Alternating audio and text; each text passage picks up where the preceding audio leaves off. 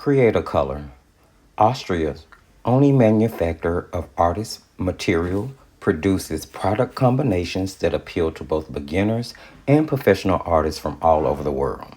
Located in Herm, Austria, and with a slogan of a passion for pencils, Cretacolor has a wide range of products for the most diverse painting styles. According to them, their products reflect comprehensive knowledge and score high in color intensity, a rich soft spread, and special light fastness. When it comes to water soluble products, they produce 15 different high quality items ranging from pencils to crayons and finally landing on the all too famous Aqua Briques that we will take a closer look at in today's video. The Aqua Brique Cretacolor's closest product to an actual watercolor palette can serve as watercolor, a drawing medium, gouache, or even acrylic when used in the right way. Let's take a look at the company's history and then jump into this review based on my use of the product, knowledge of art, and individual painting style.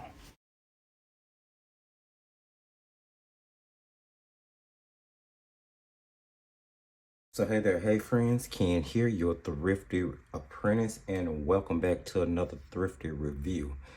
As previously mentioned in the video, today we're taking a look at the Cretacolor Aqua Briques. Now, we've already done an unboxing. It was done live right here on one of our regular scheduled 11 a.m. lives. So I will be sure to link that in the video description in case you want to check out the unboxing for this product. But I will be kind of touching on just a few highlights from that as we go through this. So here we have the Cretacolor Aqua Briques. There are 10 of them. The 10 is a 5.5 by 4, and it's actually pretty small and compact. Now on the front you have the Cretacolor 10 Aqua Briques crayon, aquarelle, gouache, or airbrush, which is the different forms that the actual product can be used in. Beautiful illustrations on the front, very eye-catching and appealing. You guys know I love really nice branding. If you flip the tin over on the box, you're going to get a lot of information. For instance, letting you know that they're water soluble, they're non-toxic, eco energy, they're made in Austria, which we've already covered. They do conform to the ASTM 4236 regulation. They are numbered. However, this does not present any actual light fast information on the packaging or included in the literature, although the Cretacolor site does boast that their artist aquarelle products are all light fast. So here you have light fast check on the back. It says colors tested 210 hours, equivalent to 100 years exposure to museum light. So basically, in museum conditions, the product is supposed to last up to 100 years, you know. But most of us paint in our sketchbooks, so more than likely, whatever you illustrate with them would outlast you. They give information on where Cretacolor is located, the email address, as well as the website. So flipping the tin over here, you do have a tin that latches pretty well. Once I opened the tin, on the inside, there was this literature included. And I won't go through all of it, but just touching on the pop-up sponge, which is included. It is a sponge, basically, that once you wet with water, it pops up into a full-size sponge, like dried down. Pretty cool product. And then there's the main pamphlet for the Aqua Briques. Again, touching on the key high points is just going to show you different ways that the product can be used. Crayon form, watercolor form, how you can use it in an airbrush. It goes over liquefying the colors, how to achieve really spectacular effects with it, the various materials you can use the product on, as well as the removability or the liftability, which we will be testing shortly. And that's pretty much the literature that's included. Now, 10 Aqua Briques presented in a removable tray, which is, you know, it's actually pretty sturdy to hold the bricks in there. And if you wanted to remove them and use a tin for something else, you could, because you do have a pretty sturdy tin there. So each brick is cut into a square rectangular shape. They can be removed from an indented molded tray, and you could use the product to actually draw with or color with in a crayon style or a crayon form, which is a pretty unique way to be able to use it, but not, you know, brand new. And we'll touch on what I mean about that a little bit later on. So I found that the actual bricks themselves, when initially open, were a little dusty, and you could see how some of the color may have flaked onto the another brick. But after using them once or twice and re-wetting them, they do stay pretty pliable. And I did notice that they could become pretty fast wearing depending on the type of brush that you use. If you use a harder brush, more nylon bristles like golden Teclon versus something that's a synthetic squirrel, or if you use animal brushes that are softer, you may find that with those more synthetic brushes, you're going to be putting up more of the actual product, and they may wear a little faster than if you were using a softer synthetic brush. But overall, pretty decent. Didn't have any issues. They re-wet super well. They will hold the moisture. They don't dry back out like another product I'm going to talk about in a few minutes. So here you're going to see that you get a pretty decent range of colors. You're definitely going to get 2 blues, 2 greens, a yellow, orange, and a red, or 2 yellows and a red if you want to look at that way, a brown, a white, and a black, which in all honesty is a pretty decent mixing set. You got your 3 primaries, a red, yellow, and blue. You got convenience greens. One's going to be more towards the yellow green. One's going to lean more so towards phthalo green or viridian hue. You're going to get your lemon yellow, and then we have a brown that leans to the red, which gives you more of your burnt sienna feel. A white that's not super opaque on white paper, but can show up on toned papers rather well, and a pretty opaque black. So overall, pretty decent mixing set. Now, I'm going to be very honest, friends. When I initially opened this product and started to test it with you guys, I wasn't really sure if I was gonna like it, and we're gonna walk through why I say that shortly. But now that I've gone through basically the re-unboxing and just kind of talking preliminary about the product, I want to go ahead and jump into a demo with the product one final time, as we normally do, so that you can see them in use. Afterwards, we're going to come back and I'm going to wrap this up. We'll go through the swatching, we'll look at some color mixing, some things that I've done with it, and I'll give you my final thoughts.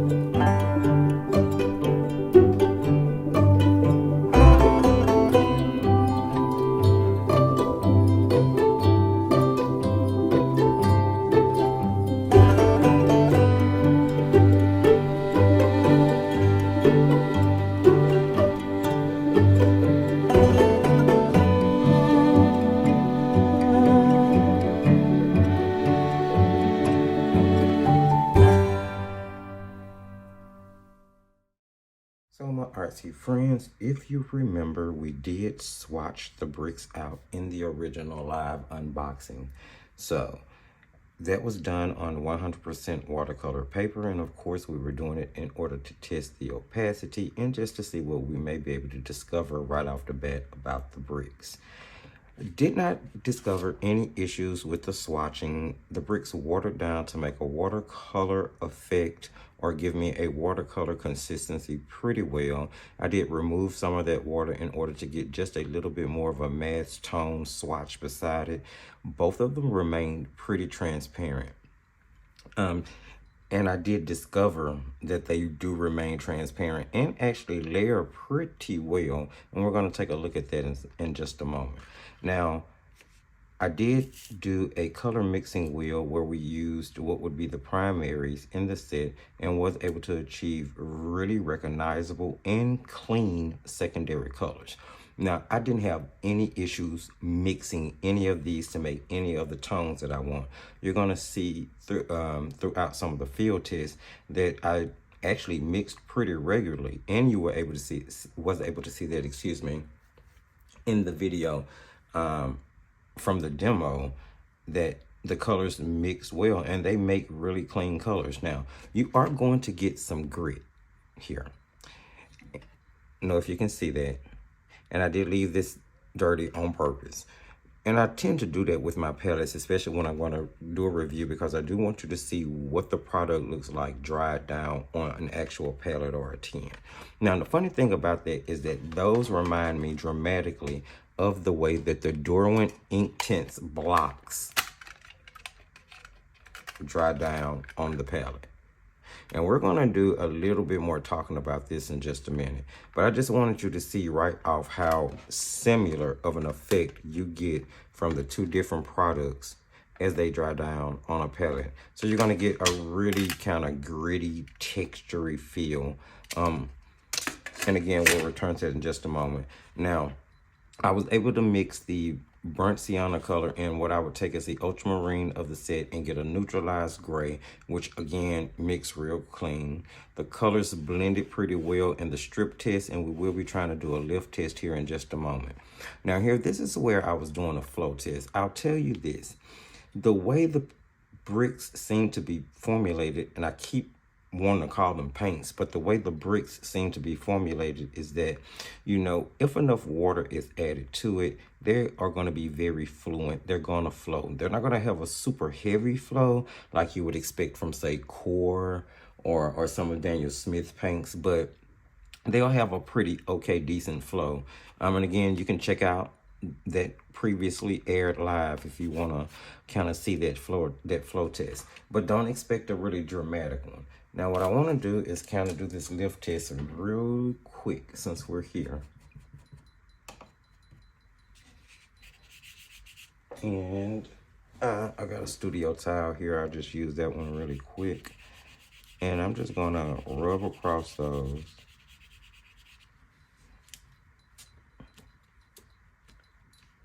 And I'll be honest, this has been on here for, well over a week.